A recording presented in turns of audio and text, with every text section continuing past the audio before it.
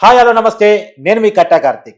దావోస్‌లో జరుగుతున్న పెట్టుబడుల సదస్సుకు తెలంగాణ నుంచి ముఖ్యమంత్రి రేవంత్ రెడ్డి గారు, పరిశ్రమల శాఖ మంత్రి శ్రీధర్‌బాబు గారు వెళ్లారు. అలాగే ఆంధ్రప్రదేశ్ నుంచి ముఖ్యమంత్రి చంద్రబాబు గారు, పరిశ్రమల శాఖ మంత్రిగా ఉన్నటువంటి లోకేష్ గారు వెళ్లారు. అయితే ఆంధ్రప్రదేశ్‌లో మాత్రం విపక్షంగా ఉన్నటువంటి వైసీపీ విమర్శలు గుప్పిస్తా ఉంది. నారా లోకేష్ గారి సామర్థ్యం మీద నమ్మకం లేకనే చంద్రబాబు నాయుడు గారు తోడుగా వెళ్లారు అని చెప్పేసి విమర్శలు గుప్పిస్తా ఉంది. ఆ విమర్శల్లో ఉన్న వాస్తవం ఎంతో తెలుసుకునే ప్రయత్నం చేద్దాం. మనతో ఉన్నారు ప్రముఖ సామాజిక రాజకీయ విశ్లేషకులు అఫ్సాన్ రాజేష్ గారు. సార్ నమస్కారం. నమస్కారం. సార్, లోకేష్ గారి సామర్థ్యం మీద నమ్మకం లేకనే దావోస్ పెట్టుబడుల సదస్సుకు చంద్రబాబు గారు కూడా వెళ్లారు అనేది వైసీపీ చేస్తున్న విమర్శ.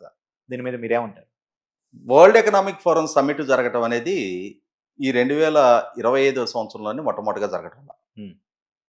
మనకందరికీ తెలిసిన వాస్తవం ఏంటి అంటే, చంద్రబాబు నాయుడు గారు ఉమ్మడి రాష్ట్ర ముఖ్యమంత్రిగా ఉన్న రోజుల్లో కూడా హ్మ్. ఆయన వరల్డ్ ఎకనామిక్ ఫోరం సమ్మిట్‌కి రాష్ట్రాన్ని నుంచి ప్రాతినిధ్యం వహిస్తూ ఆయన అటెండ్ అవుతూ ఉండేవారు. హ్మ్. ఒక రకంగా మాట్లాడుకుంటే భారతదేశం నుంచి వరల్డ్ ఎకనామిక్ ఫోరం సమ్మిట్‌కి అటెండ్ అవుతాం అనేది ఒక సాంప్రదాయంగా మొదలుపెట్టిన మొట్టమొదటి ముఖ్యమంత్రి చంద్రబాబు నాయుడు గారు. అవును. ఆయన్ని చూసిన తర్వాత అక్కడ ప్రపంచవ్యాప్తంగా ఉండే పెట్టుబడిదారులతోటి ఆయనకి ఏర్పడుతున్న పరిచయాలు, ఆ పరిచయాలని రాష్ట్రానికి పెట్టుబడుల రూపంలో మలచడంలో ఆయన సక్సెస్ అవుతున్న తీరును చూసిన తర్వాత దేశంలో ఉన్న మిగిలిన రాష్ట్రాల ప్రభుత్వాలు కూడా ఒక ఆరోగ్యకరమైన పోటీలోకి వాళ్ళు కూడా ఎంటర్ కావడం జరిగింది. అవును. అక్కడ వివిధ రాష్ట్రాలకి సంబంధించిన పెవిలియన్లు ఏర్పాటు చేసుకోవటం, అవును. ఆ పెవిలియన్ల ద్వారా తమ రాష్ట్రంలో ఉన్న మెరిట్స్ గురించి, ప్రాస్పెక్ట్స్ గురించి ప్రపంచ వ్యాప్తంగా ఉండే పెట్టుబడిదారులకి పరిచయం చేయటం, అలాగే వాళ్ళని మా రాష్ట్రానికి రండి అని ఆహ్వానించడం అనేది నిరంతరంగా కొనసాగుతున్న ప్రక్రియ. అవును. ఇక్కడ రాష్ట్రాన్ని ప్రాతినిధ్యం వహిస్తున్న ముఖ్యమంత్రులే ఈ రోజు దాకా అటెండ్ అవుతూ వచ్చారు. ఎక్సెప్ట్ కేసీఆర్ గారు ముఖ్యమంత్రిగా కొనసాగుతున్న సందర్భంలో, కేసీఆర్ గారు ప్రాతినిధ్యం వహించాల్సిన సందర్భంలో కేసీఆర్ గారి ఆబ్సెన్స్‌లో కేటీఆర్ గారు అటెండ్ అయ్యారు తప్ప, అవును.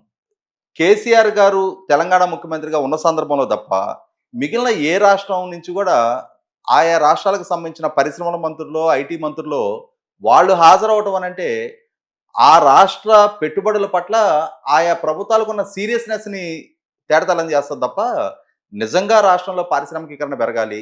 ఆ పారిశ్రామికీకరణ పెరగటం ద్వారా తమ రాష్ట్ర యువతకు ఉపాధి పెరగాలి.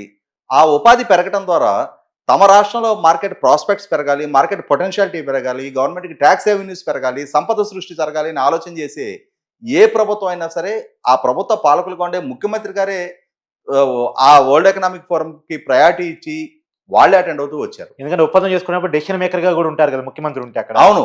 కాబట్టి ఏంటంటే ఇక్కడ అంటే ఆ రాష్ట్ర ప్రభుత్వంతో ఇంటరాక్ట్ అవుతున్న ఆయా పారిశ్రామిక సంస్థలు కూడా హ్మ్.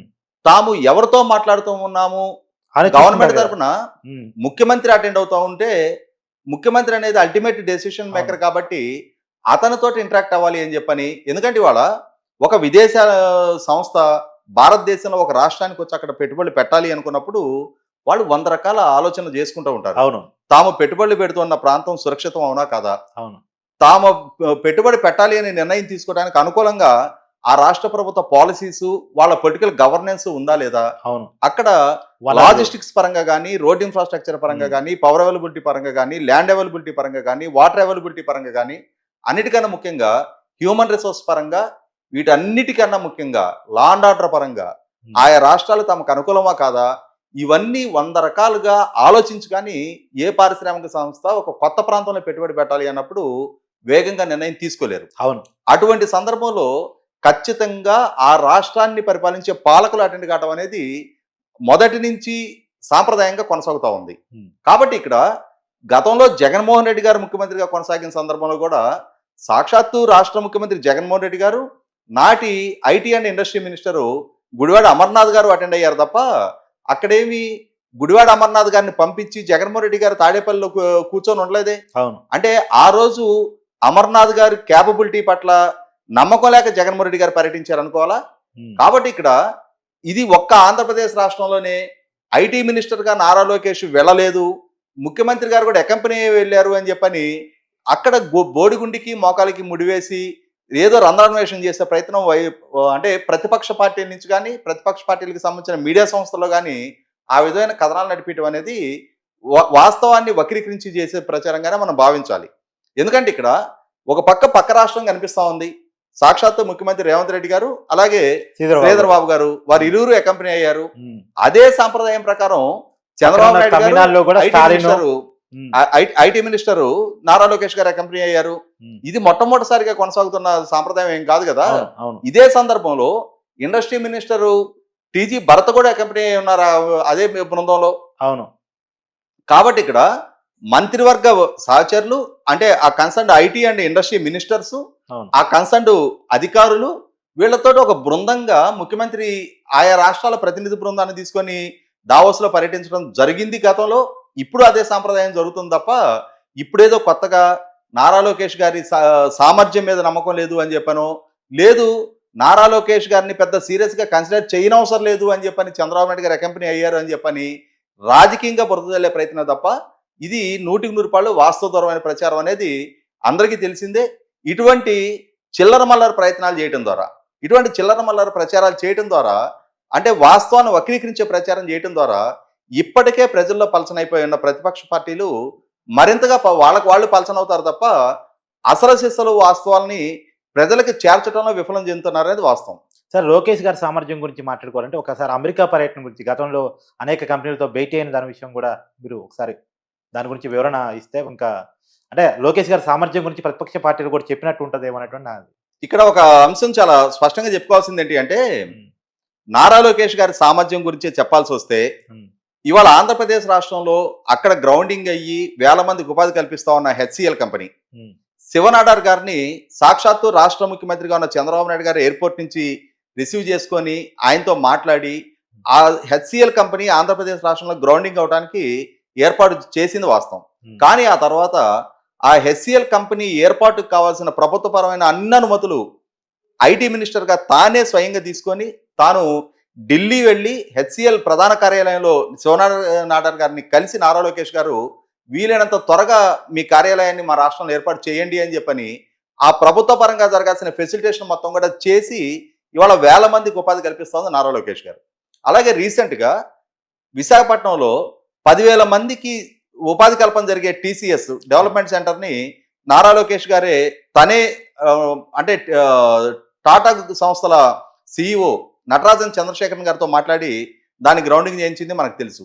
ఇంకొక అడుగు ముందుకేసి మాట్లాడుకుంటే 2014-19 మధ్యకాలంలో నారా లోకేష్ ఆనాడు IT and Panchayati Raj rural development మినిస్టర్గా ఉన్న రోజుల్లో తాను ముంబై వెళ్ళి అప్పటి రిలయన్స్ అధినేత, అప్పుడు ఇప్పుడు కూడా రిలయన్స్ అధినేత ముఖేష్ అంబానీ గారితో సంప్రదింపులు జరిపి తిరుపతిలో 15,000 కోట్ల రూపాయలతోటి జియో కాంపోనెంట్స్ మ్యానుఫ్యాక్చరింగ్ సెజ్ ఏర్పాటు కోసం ఆయన ఒప్పందం చేసుకొని ప్రభుత్వ పరంగా 150 ఎకరాలు వాళ్ళకి భూములు కేటాయింపులు చేస్తే ఆ చేసిన కేటాయింపులను జగన్మోహన్ రెడ్డి గారి ప్రభుత్వ హయాంలో రిలయన్స్ సంస్థ దాన్ని రద్దు చేసుకోవాల్సిన పరిస్థితులు ఉత్పన్నమయ్యాయి.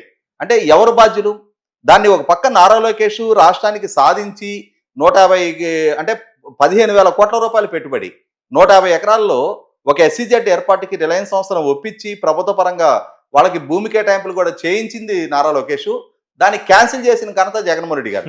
కాబట్టి ఇక్కడ నారా లోకేష్ సామర్థ్యం ఏంటి అనేది తన పంచాయతీరాజ్ అండ్ రూరల్ డెవలప్మెంట్ మినిస్టర్గా తన హయాంలో జరిగిన 25,000 కిలోమీటర్ల సీసీ రోడ్డు ఫార్మేషన్ వాళ్ళ కళ్ళ ముందు కనిపిస్తానే ఉంది.